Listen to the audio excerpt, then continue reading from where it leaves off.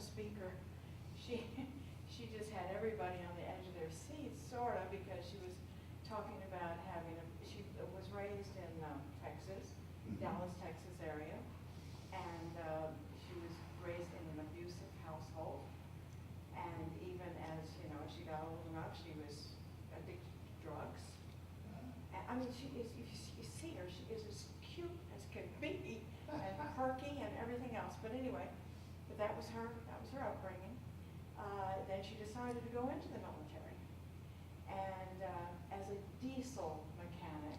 Oh, of course, yes, just what I thought. She had like 3 choices, and that was the best choice, she thought. So anyway, diesel mechanic. And then when she got out, she unfortunately went back to the old ways.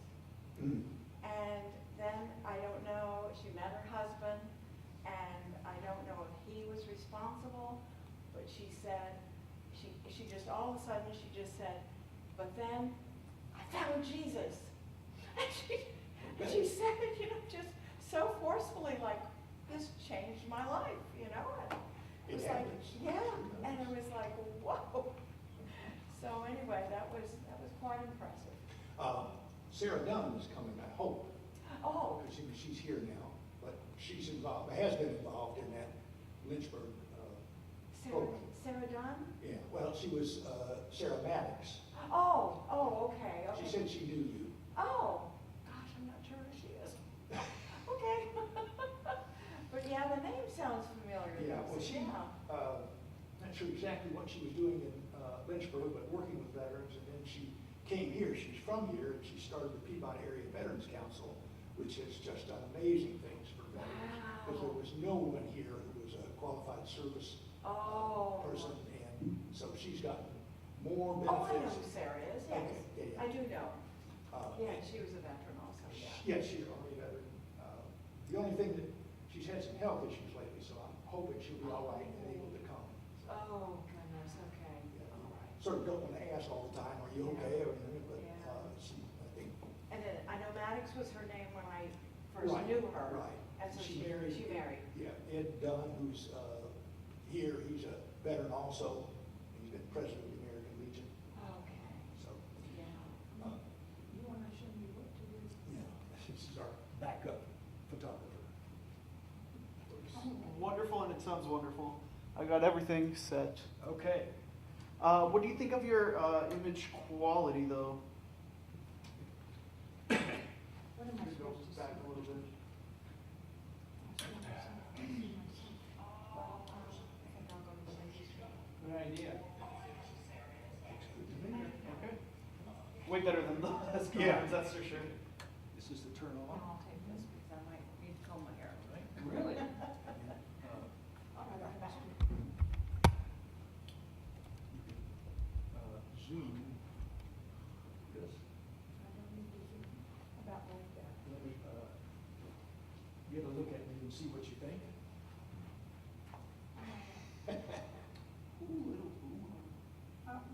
Fix it from back so that I can see. You want zoom? Like zoom out?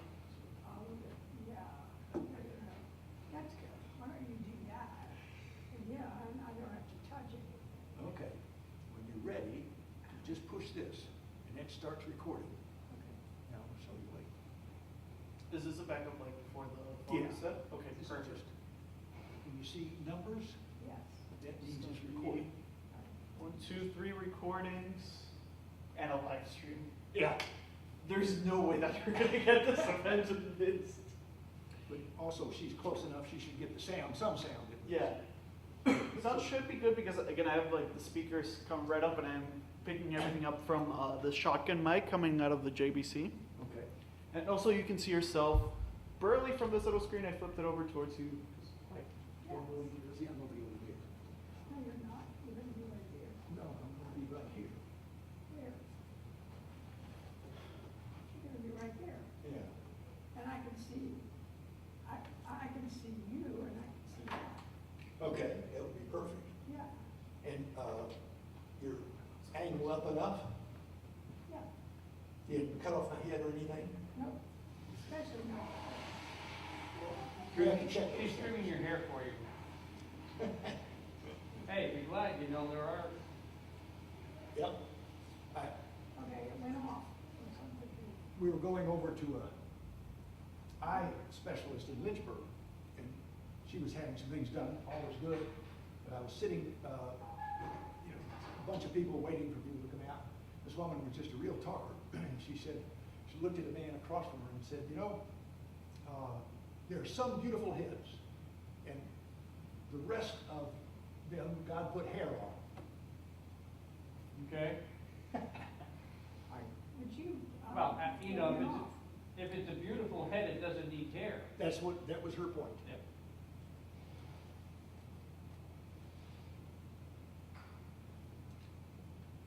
See, if you're not doing anything, you probably turn off, press the red button.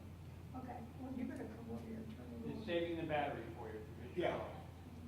She hasn't done this at all. I don't like to do this. So- I should give it to you. We're just trying to train you up, the I way you know, should so go. that can, this is gonna be my next job.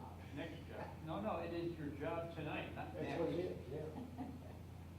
I'm already it, right? All right, here. It's great of you guys to come. Yep. Well, we hope a lot of other people come too. I do hope they come. I thought, that's an unusual time. I don't know how they arrived at this time. Yeah, because this is supper time. Yeah. I mean, I didn't have anything to do with it. I think it was the If library's it was decision. at 7 or 7:30, Yeah, be better. or, yeah.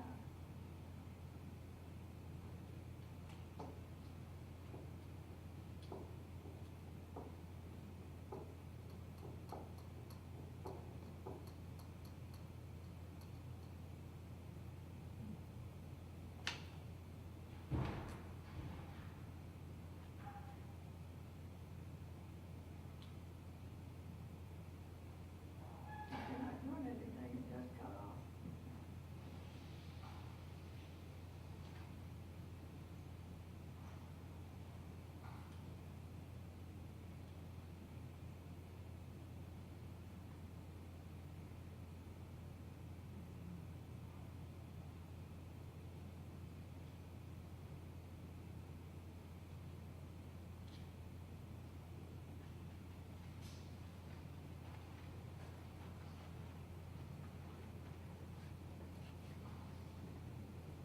I did write the VFW Ladies Auxiliary and said we would like, but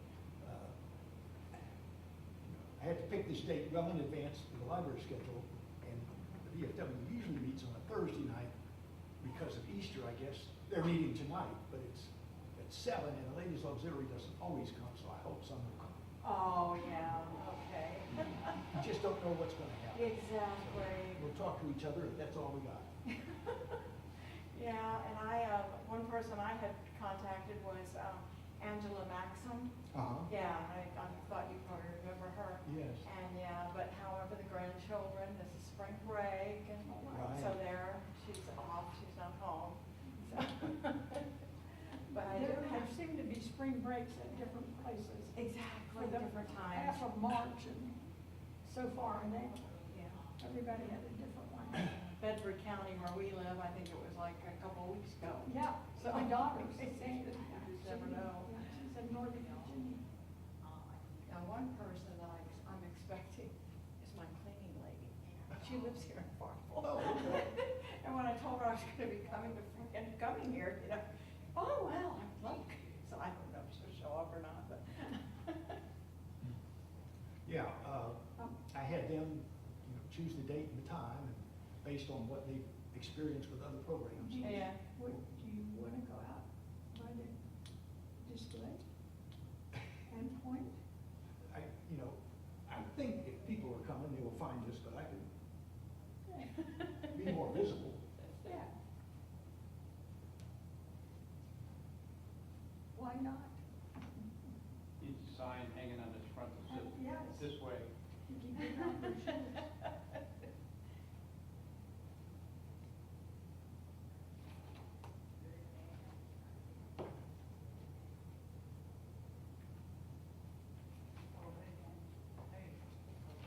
That young woman that does some cleaning for us loves Mike. I should have told her.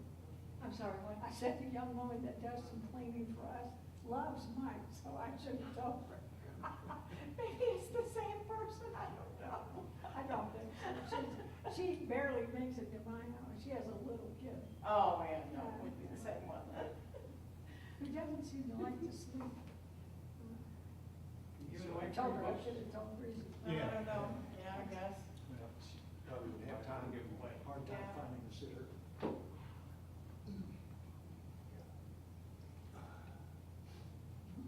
Consider your investment.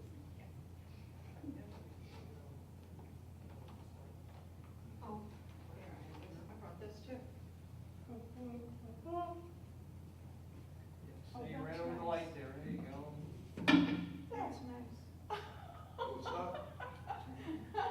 Make it right. Don't Oh, is it crooked? It's crooked. You Oh, can't have it goodness, crooked. yeah, well, we can't have that. Did you look at the websites of the two restaurants? No, I didn't even do that. Okay. Well, one is sort of Farmville's most established restaurant. It's down by all the furniture places, Oh. the tobacco warehouse. Yeah. And it probably won't be crowded because all the new places have taken people away. Oh, And it's pretty good. The other one is fairly new. This Fish and Pig, again, was, But it's the veteran. yeah, and it's run by a veteran, so. That often, well, I was gonna write to his wife, to say, for him to come, but I didn't, I forgot. I am back. so when you all met at college, that was after you had served? No. Before? She was foolish. She married me before. Aha. Yeah, Okay. well, somebody else did that too. Yeah. So she's a, an Army wife, or was a long time ago. And she was actually here when I was overseas, teaching at a land school in Longwood. Oh, We okay. had been I in had Emory. finished my master's degree and had started towards my PhD when he left to go into basic training. Drafted? Excuse my Yes. voice. Ah, And when I decided, I couldn't really afford to stay. And, I mean, it just didn't, so I decided to go to Fort Campbell where he was. oh, Kentucky. Yeah. Great. And tried to get a job, and I got a job teaching sixth grade, Ah, okay. which I loved.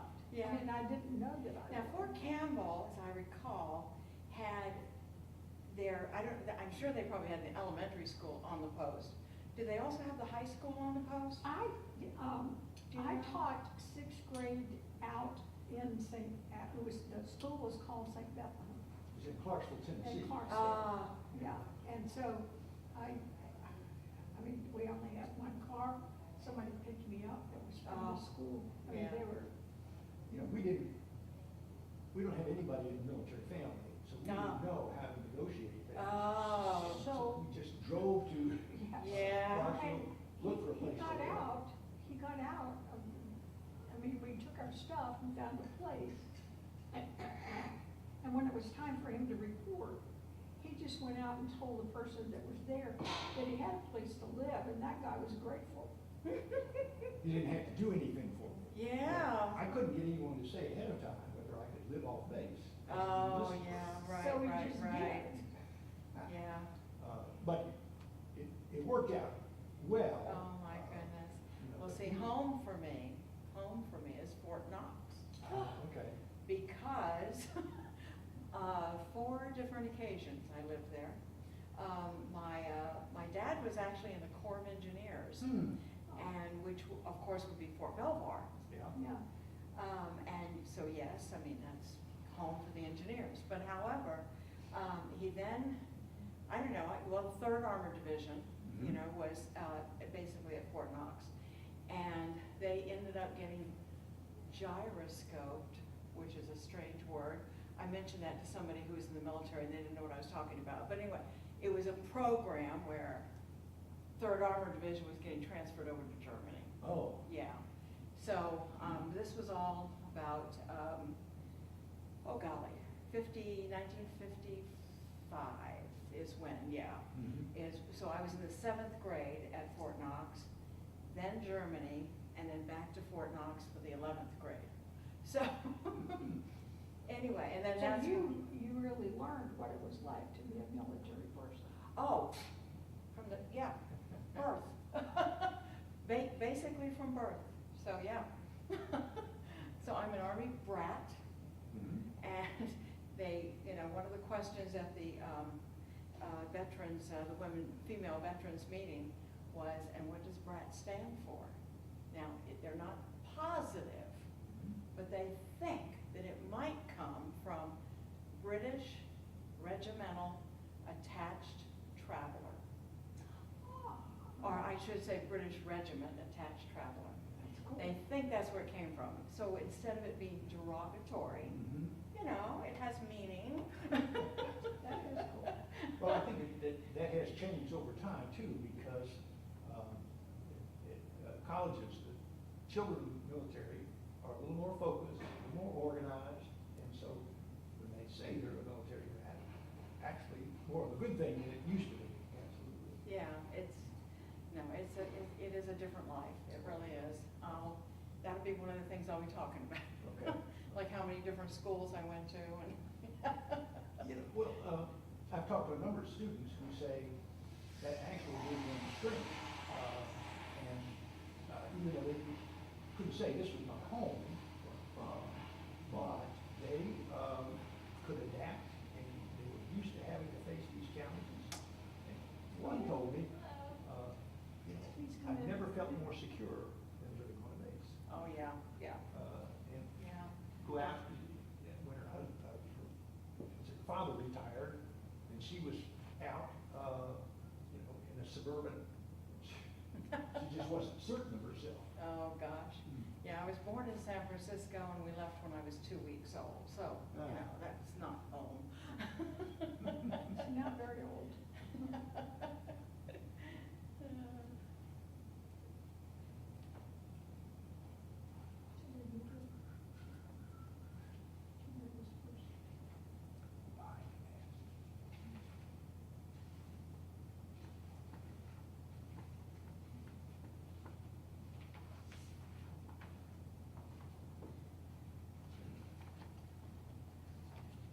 And this poor guy,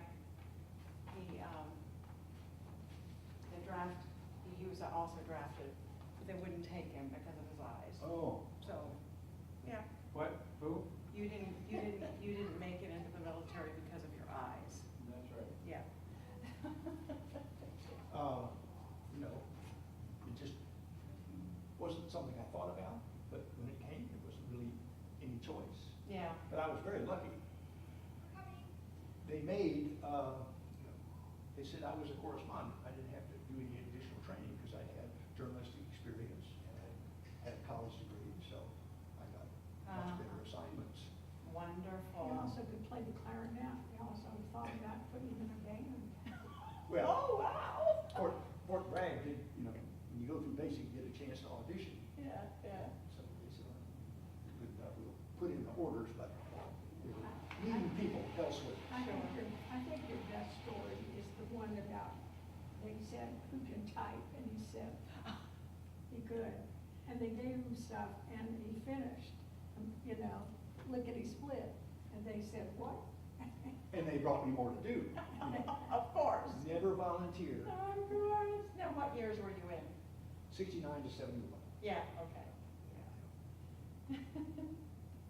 It was also, things were sort of winding down. It was chaotic. Yeah. As a correspondent, I traveled safely. Yeah, my husband lost his life in February of '69, so it was probably, you probably weren't even in yet. But his commander, and I wasn't gonna talk about that so much, but his commander, maybe I've already told you You this. told me, Yeah, well, that's right, it's in my book, as a matter of fact. Exactly. Yeah, General, and I still, just recently, I had lunch with Mrs. Pat believe it or not, she graduated from Sweetbriar. Hmm. And this past summer she came for her 70th anniversary, graduation anniversary. Obviously, she's gotta be about 91 years old. Yeah. But anyway, She was came. probably the only one from her class. No, actually, she said there were 5 of them there from her class. Wonderful. And her daughter. Hello. Hi. Good to see you. This is my wife, Ann. This is Oh, Michelle. So nice to meet Hi, you. very nice. This is Rick. I've heard Yeah. your name mentioned many a time. Always her around. I'm- Gotta follow her, make sure she doesn't I replace don't want to step on your Plan. feet. Yeah. I might, well, I can mute this. No, you're fine, you're fine. I was gonna. Yeah, she's my additional photographer. Just, yeah, be careful of your feet there, my dear. Don't want to step on any check. of these. Stuff. Yeah. Okay. Yes. Have a seat. Yeah, good view here. Oh. Here you go. All right.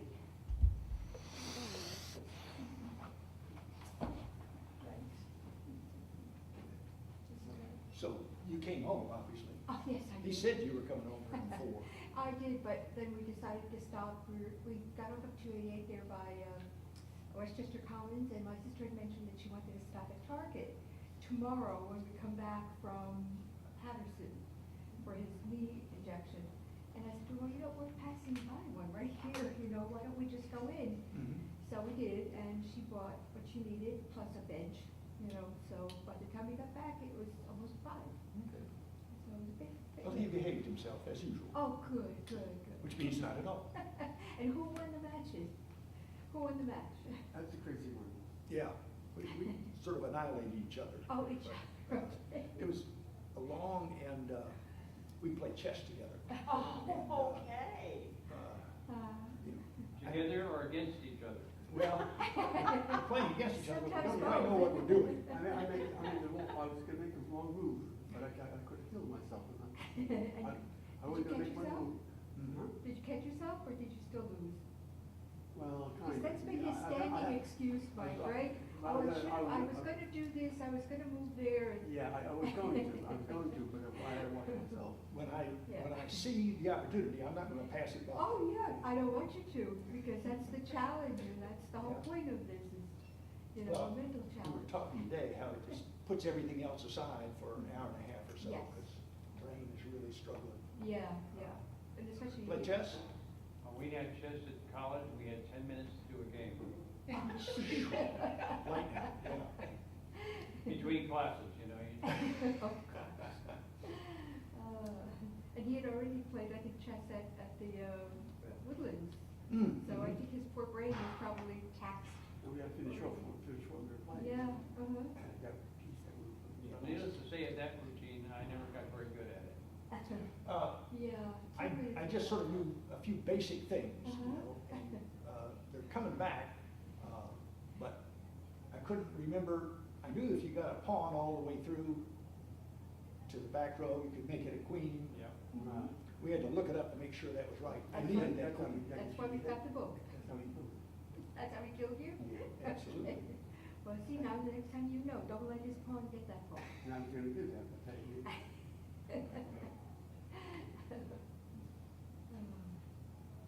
Anyway, it's all good, it's all good.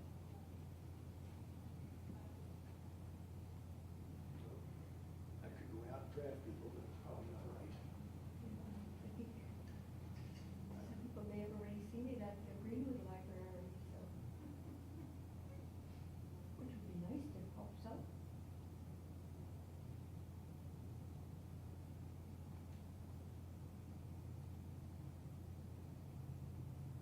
Okay, my dear? Yeah. So are you geared up for tomorrow, or Yes, sir. have the students gone home for their spring break yet? Not yet. Not yet, so you still have to feed them at least one more time? This, Longwood's break was, way back. Really? Oh, Yeah. because I noticed that there were a lot of cars parked in the parking lot, so I thought maybe, that last week or midweek was Well, their they, break. Longwood, had their break back in March, so Really? relatively early in March. Oh, good, Well, thank Hampton you. Cities was the same, wasn't it? Yeah. Yeah, thank you for letting me know, because, the campus ministry is offering to come and do some work on Saturdays. And I thought, well, they were probably already gone for spring break. Oh, no, you should, is it the Wesley or? It's, Catholic campus ministry, yeah. So it's Hampton, Sydney, some of the guys from there and some from Longwood, that they'll come on Saturdays to do some, whatever you need done, and I could use some help with the All that yard. mulch, What's that? all that mulch. Yeah, I saw Donna bought some mulch. The only thing is, someone bought it, I guess, and maybe it was her son with the truck or whatever, and lined it up along her Bless her. side. Bless her heart. She didn't buy enough. She's going to find that, she needs more. But maybe that was just a start. I don't know. We'll see. I Because saw her at Lowe's yesterday, Oh, getting people to bring what she wanted to her car. oh, okay, so maybe it was, because I didn't notice it there this morning when I left. So, but I know she was not going to mulch. Donna's a hoot. Yeah, she is. Yeah, she took Richard for his, therapy session One of my today. favorites. Yes, she is. You got me too active today. Yeah, but I think this week is gonna be a little too hot to work outside, so I think I'll wait till, next week is supposed to be in the seventies, they said. This Yeah, week. 2 minutes. So I think maybe next week. I'm not surprised. We're gonna start on time no matter what. Okay. Oh, okay, no matter what, whatever you think. Mm-hmm. Well, we might. Whose time are you using? The library's yours. Yeah. Sure. Leave the clock on the wall.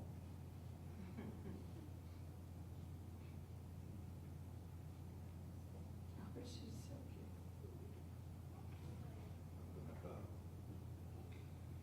Turn on my hearing aids. Mhm. What? I still can't. What? I still can't get used to this.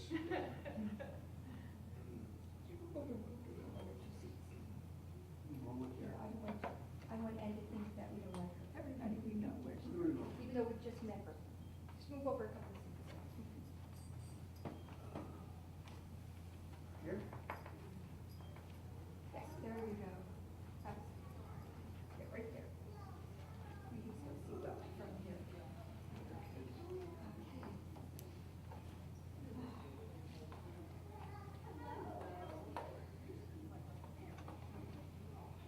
Here I'm looking for my phone in my purse and it's in my, Oh, yes.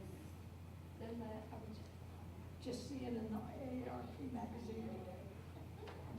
How you give yourself a test to know if you need to talk to your primary care provider. Are recording this, so we'll put it on the website. Oh, All those people who feel guilty. not coming. We'll Photoshop them in or use artificial intelligence to have a huge crowd. okay.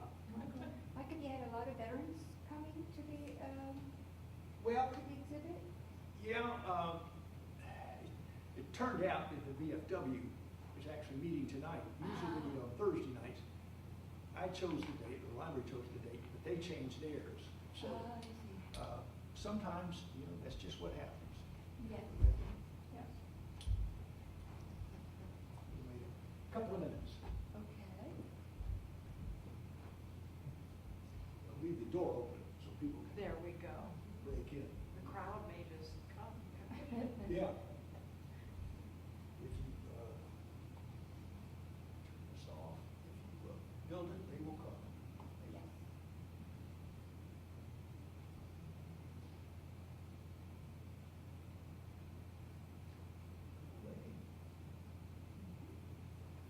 Come back here.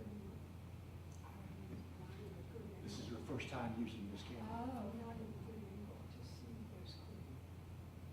It's me you want to see. You can also have them push the red I button. know, but. Yes. Yeah, you can just put it right in. It's fine. Walk up there and you see what you see. You see something?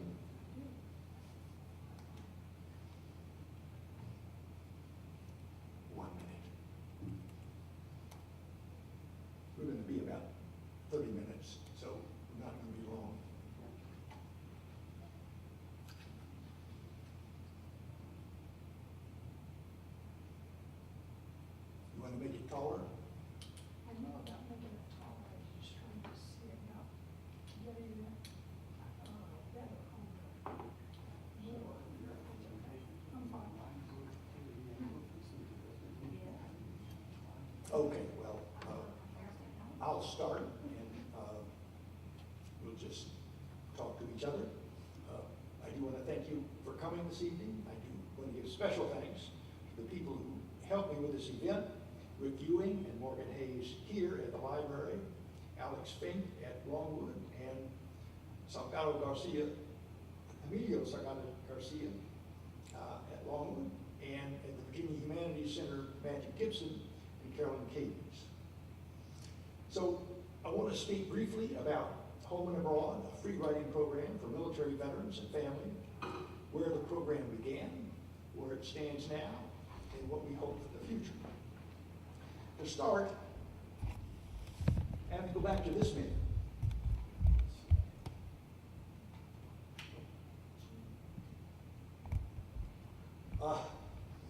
I think you know Lyndon Baines Johnson, 36th President of the United States. He ascended to the office at the age of 55 when JFK was assassinated in Dallas, Texas in November 1963. Johnson was elected on his own in 64, but decided not to run again in 68. Now, it's unlikely that you know this much younger man, although the picture was taken about the same time as the one of LBJ. He was growing up in a small town in south central Missouri. Wait a minute, that's me. It's almost hard for me still to believe how these two are connected, but it's true. I shook the hand of arguably the most powerful person on the planet. Let me tell you how it happened, then I'll explain how I got the story wrong for many, many years. In the mid-1960s, I'm a student at Washington University in St. Louis, Missouri. On a night in January or February or something, I'm in my dorm room working calculus problems. A friend, Bill Niblick, comes to the door and says, "Let's go meet the president." "Sure," I said, wondering what sort of fantasy he was entertaining. He had heard that LBJ was coming to the Chase Park Plaza Hotel, central St. Louis, for two reasons. One was political, developing his campaign, but the other was reassuring the nation and the world by his travels that, despite the fact that our president had been shot on our own soil, we were a stable country with strong, capable leadership. So there I was, on the one hand, calculus homework, on the other, basically goofing off. It took only a moment to grab my winter coat, follow Bill outside into his 1959 Ford, and spin across Forest Park to see what we could see. A crowd, perhaps, of hundreds had gathered along the street that faced the hotel, gazing at the curved drive going up to and away from the hotel entrance. Our goal was simply to see the president. More than that was unimaginable. And after, let's say, 45 minutes or so, we saw the hotel doors open, people coming out toward the motorcade that was coming up the curved drive. And in that group was the president, who raised his hand and waved at the crowd. Okay, mission accomplished. Time for calculus, I thought. Then the president and some of his staff walked across the space between the motorcade and us. LBJ was shaking hands with people on the sidewalk and moving, believe it or not, toward Bill and me. We held our ground, among the shifting jostling crowd as he got closer and closer and almost upon us, and then right in front of us. And at that moment, I shook the hand of the President of the United States. I always say I shook his hand, but there are a bunch of us reaching out. His hand here, I got about that much. But it counts. So I described that event that way for many years before I realized I didn't have it right. What really happened is not that a young college student shook the hand of the president, but that LBJ grabbed my hand and pulled, dragged, pushed me into history. You see, within a few years, I would receive a letter from the president that began, "Greetings, you have been selected to serve in the nation's armed forces." I always loved that, selected. chosen. I was drafted. Why didn't I see that the agent of action that winter night was not young Michael Lund, but the older, powerful Lyndon Baines Johnson, leader of the free world? Well, I have to confess that up until that time of calculus, I had paid little attention to current events. My focus was closer. For example, in my Western Civilization course, where I might have learned plenty about the larger world, I had a tendency to focus on Sally Starr. That Starr with 2 R's, an attractive English major with whom I desperately wanted to date. Her light shone brightly, but far above my orbit. This is, in the end, not terrible because I realized I was being saved. This beautiful young woman, who at the time was a biology major at Longwood College in faraway Virginia. I think she's here tonight. If I had been a better student in the 1960s, I would have known more about where Southeast Asia was and why there was so much talk about what was happening there. In a few years, I would be in South Vietnam myself because of that second handshake, the letter. One of the men I served with had paid more attention to history than I had. Bernard Edelman grew up in the housing projects of Brooklyn's Canarsie neighborhood, graduated from Thomas Jefferson High School in Brooklyn, and received his BA from City University of New York in 1968. On January 1969, he was drafted into the United States Army and served, as I did, as an Army correspondent. A few years after his return to the States, he was named to the New York Vietnam Veterans Memorial Commission by the mayor, Ed Koch, and subsequently edited the book, Dear America, Letters Home from Vietnam, one of the most powerful, honest, direct books about Vietnam, because it's the men and women writing home on their own. It's not filtered, they're letters to home. He was doing then what Home and Abroad is trying to do now, give the voices of those who have served the nation at home and abroad an audience. Home and Abroad is not, however, interested only in military service overseas. We think the accounts of those who wait and work at home are vital. Especially important to me are the contributions of veterans and family members and what they do to the communities after they've served. As is the case with another veteran, some of you might know. That's one of the pictures that Bernie took that's in the book. That's him a little older. Sorry, he passed away last year. He was a forceful arguer and represented the Vietnam Veterans of America in Congress. He's frequently called to testify. This is Vincent Irwin. I first met him here in Prince Edward County Public Elementary School, sometime in the 1980s, about the same time. Oops. Oh. I think I'd go backwards. Stop that. I'm in trouble now. Wait a minute. Play.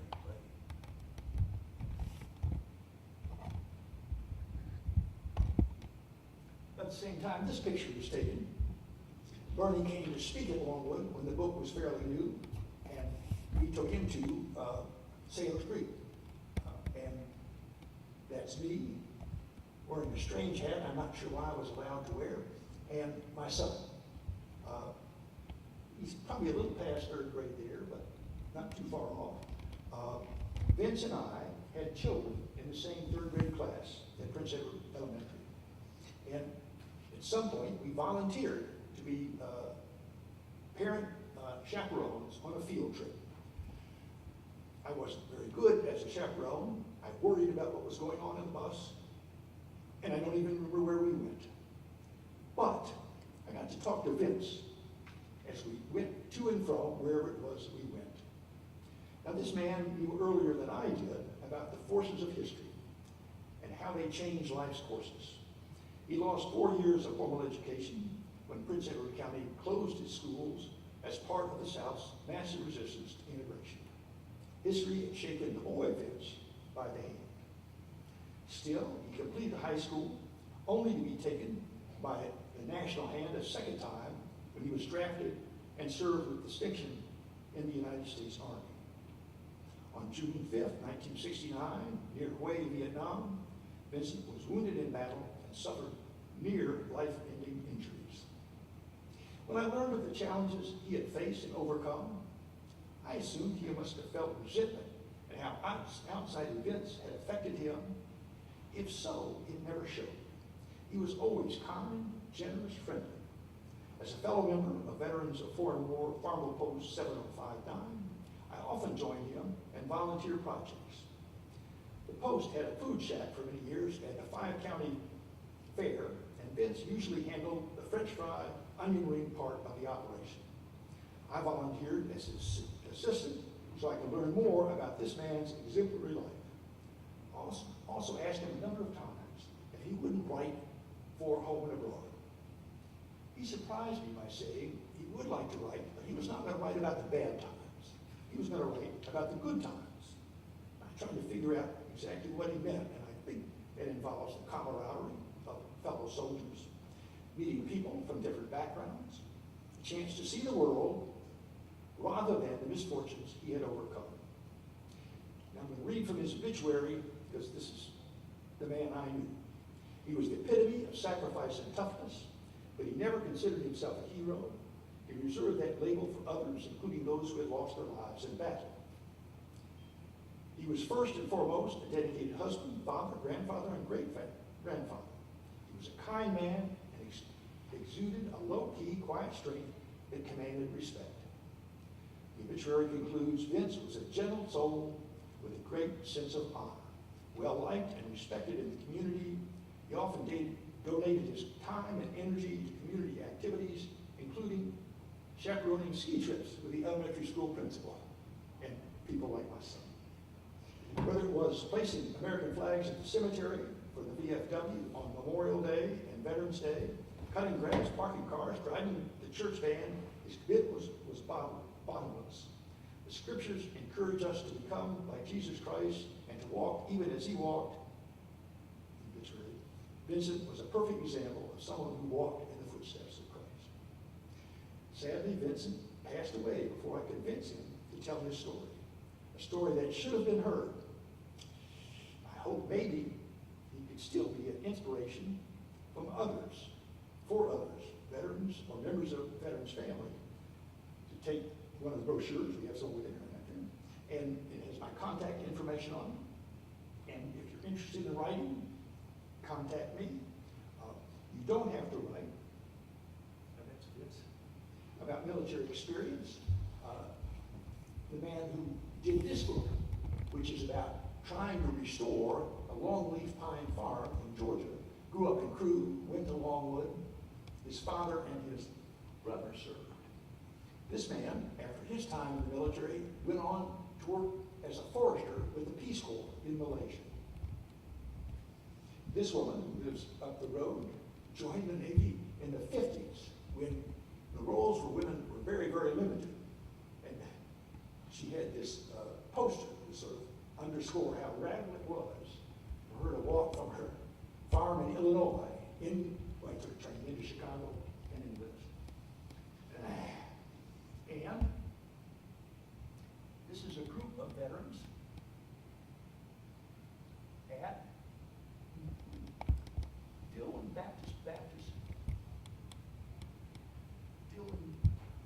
Union Baptist Church up the road and a little farther.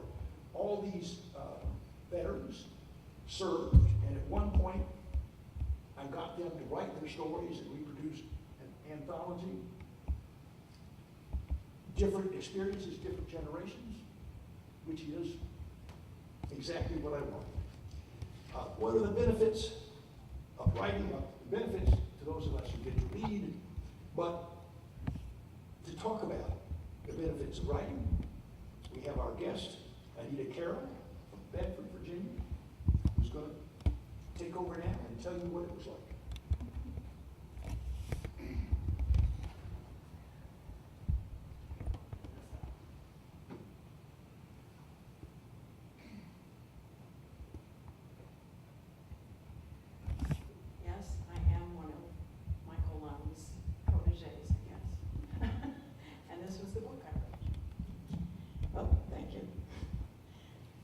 the book I wrote. And this, and yes, I am a Gold Star wife. My husband was, unfortunately lost his life in Vietnam. But to start off with, I was in Dr. Lund's home and abroad writing program. I guess part of it was because I'd already started this story, and I had allowed him to, yes? Your name? Anita Carroll. Of course, that's my husband asking me that question, but anyway. So, anyway, yes, so I was part of the program, and I started writing because I felt like, I have 3 daughters, and I just felt like they were young, or even before they were born. I mean, they don't know what my life was like. So I was sort of writing it for their benefit. But then, like I say, I met Professor Lund, and he helped me to expand on it, and so now I have my little book.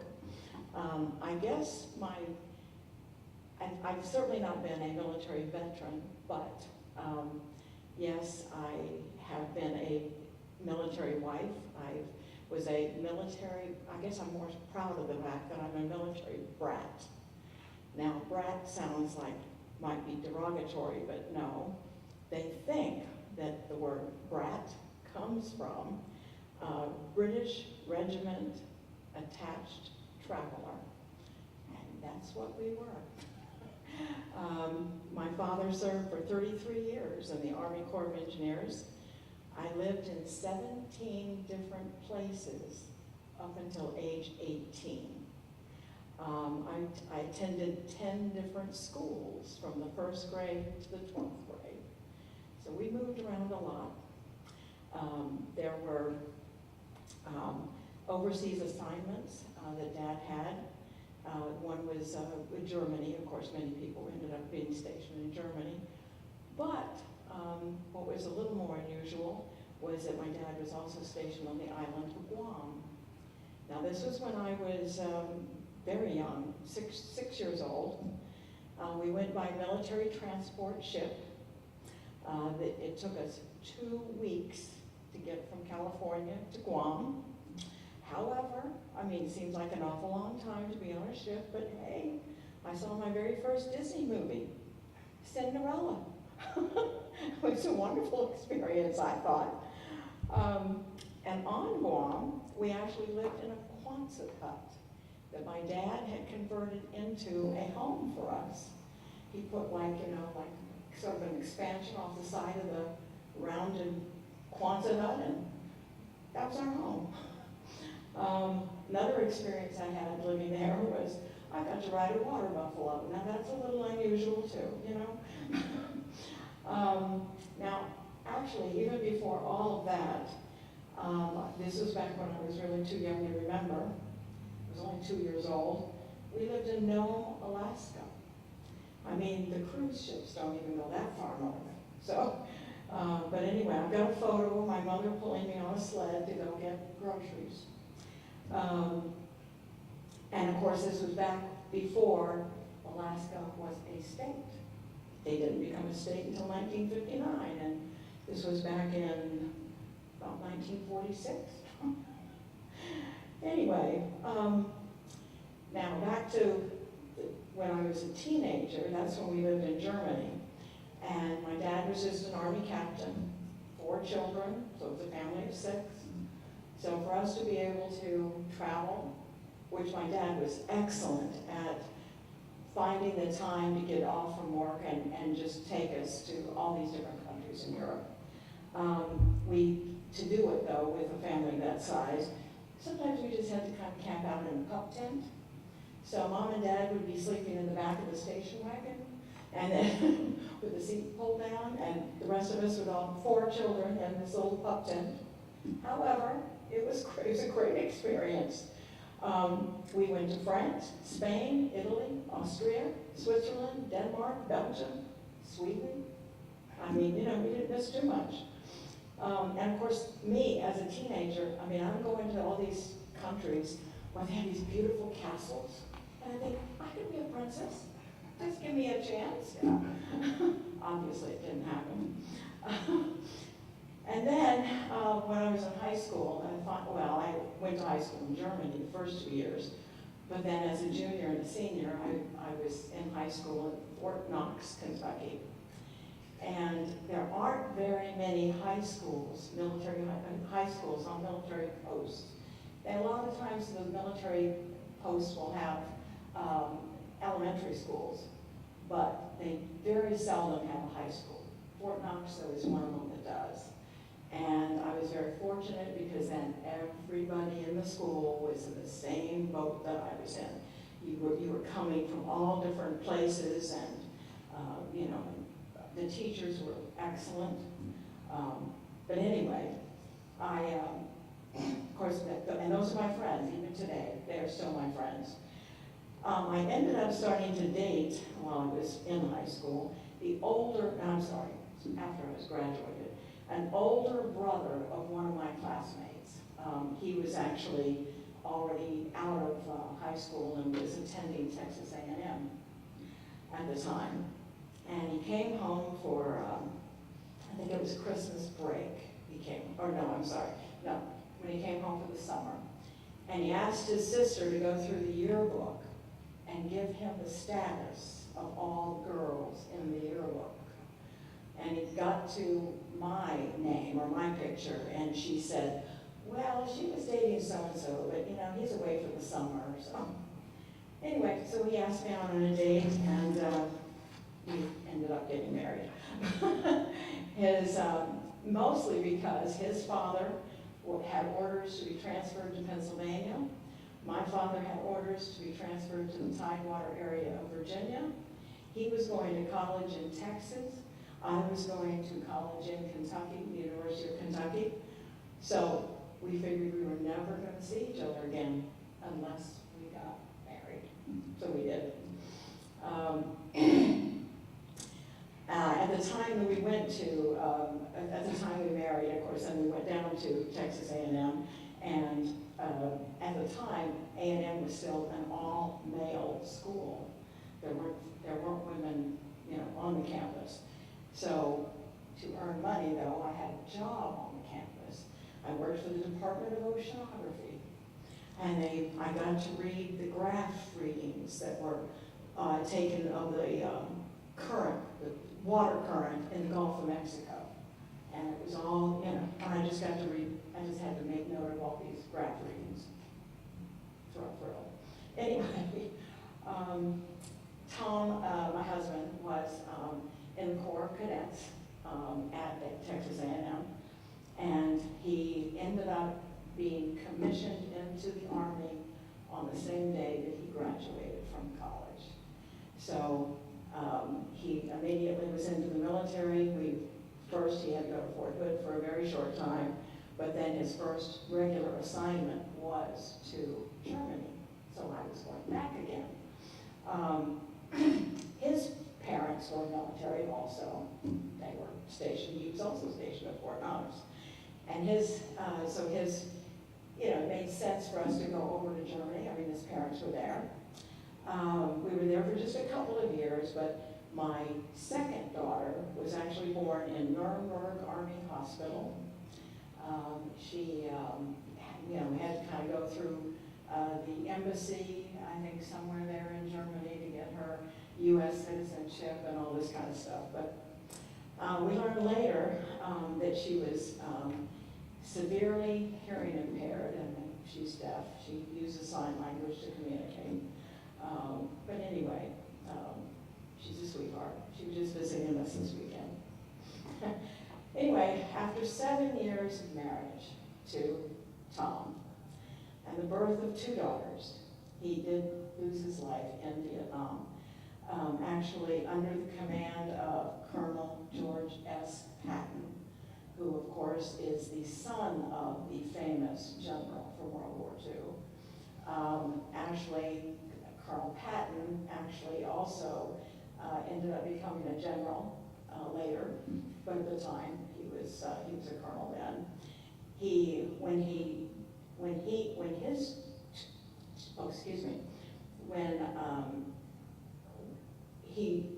communicated with his wife, because he knew that she was not living too far away from where I was living in the DC suburbs. And she came and brought food to the house for us, offered to watch my girls during the funeral service at Arlington Cemetery. Anyway, to this day, I still communicate with her. She's great.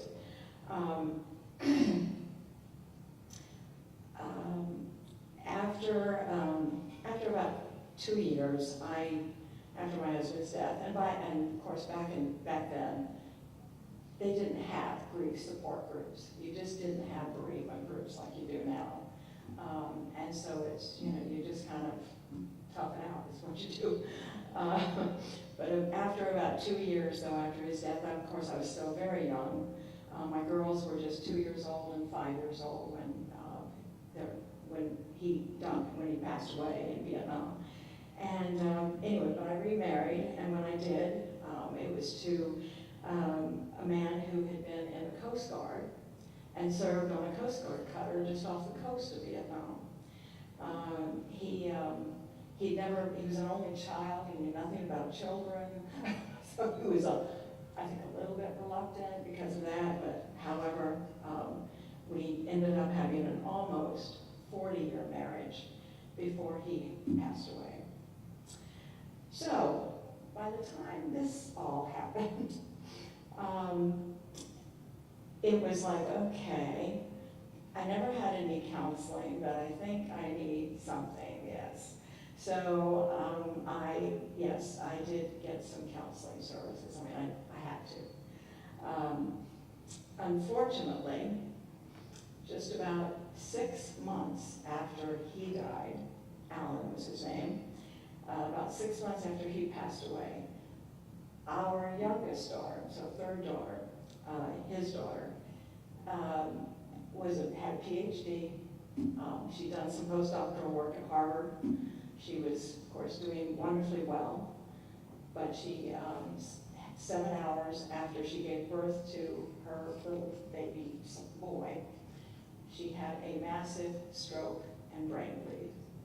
And it has left her paralyzed on her right side, it's a brain injury. It also caused her to have aphasia. So anyway, she and her little boy are now living. He's not little anymore. This took place about 11 years ago. And so they are now living with my oldest daughter and her husband up in Leesburg. So I just couldn't be any more grateful for that oldest daughter of mine. Anyway, and then on top of everything else with stroke, it also affected her vision on that right side, so she can't drive. So it's anyway, obviously I needed definitely more counseling or something, and of course writing. I have to admit that counseling serves a very worthwhile purpose, no question, but writing is more personal.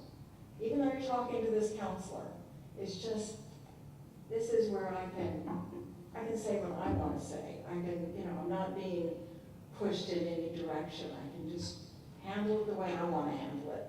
I can, focus my thoughts. I can, as I'm writing, I'm thinking about, okay, what's the next step? What am I going to do now? And I think the writing program is superior. It's excellent. I recommend it to anybody. It kind of helps you to put one foot in front of the other and just keep going. That's what you got to do. And writing is a lot cheaper than counseling. That's a big benefit. Anyway, I brought some of my books if anybody wants one. Yeah. So, thank you.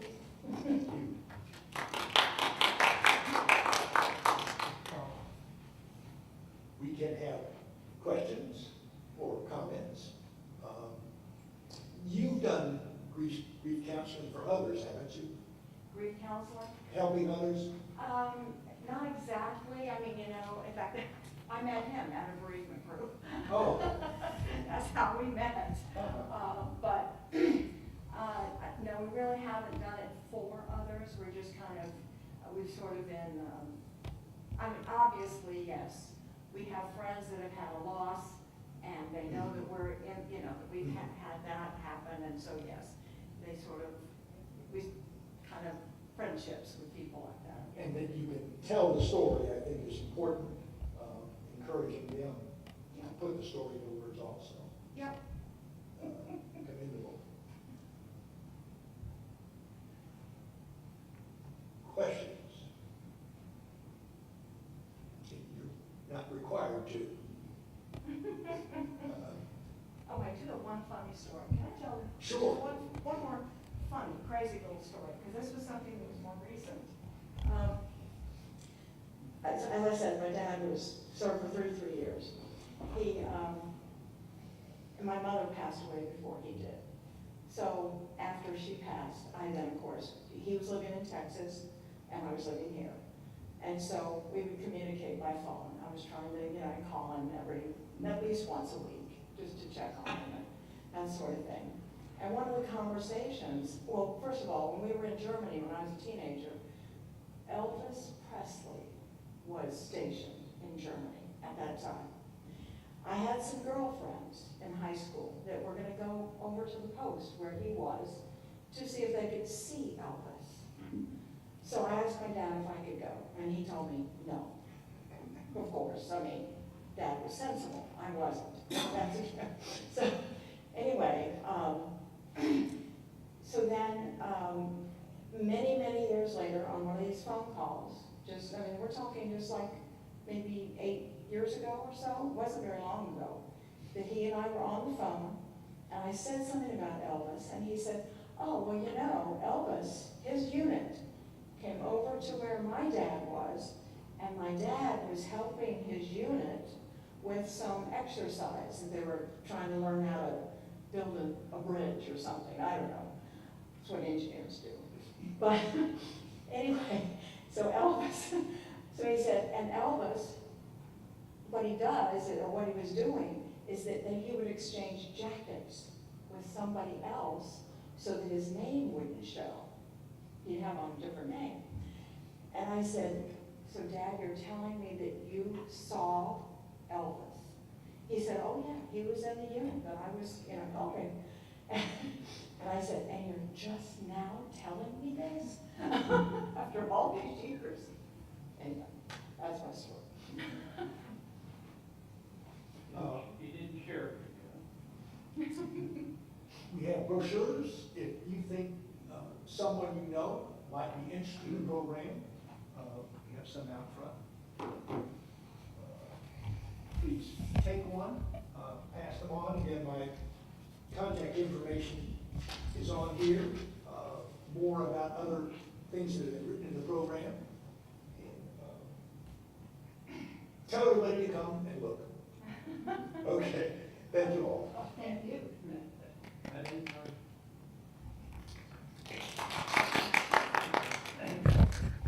Yeah, now this is for all of us.